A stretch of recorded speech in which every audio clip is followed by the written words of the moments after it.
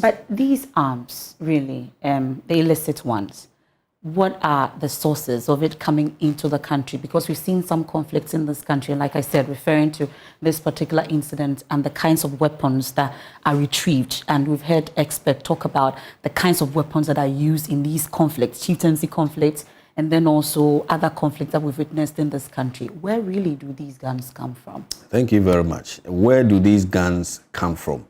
And that is also one of the reasons why we want to talk, So first of all, one source that we have identified has got to do with the porous borders. Okay. You know how porous our borders are, and so people are able to smuggle or traffic these weapons into the country and sometimes also out of the country.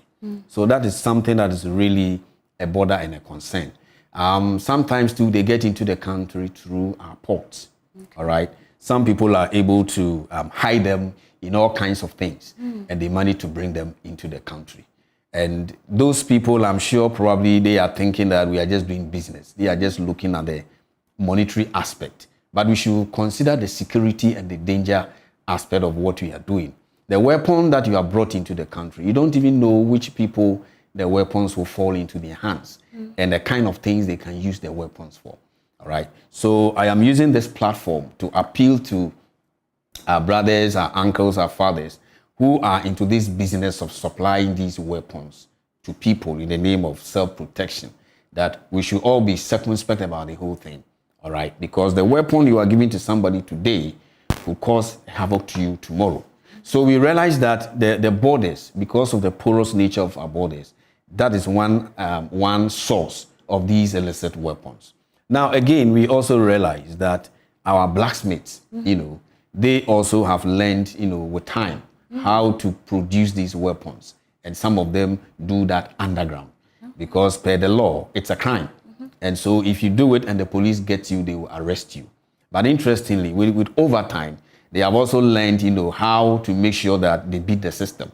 So they do these things underground. And it's very difficult to be able, to identify those who are really manufacturing. But I'm sure once in a while you do hear that some blacksmith has been arrested with a number of these weapons, that he has produced, So that is also another source of these weapons. Now, sometimes the police are able to see some of these illicit arms, and we help them to trace to the source of these weapons. Some of the weapons, we realized that they were coming from some of the armories of the security agencies from our neighboring countries. Okay. Because of the war that happened in some of these countries, Cote d'Ivoire, what happened in Libya, and some of the weapons, just trickle down, and they are able to bring some of the weapons here.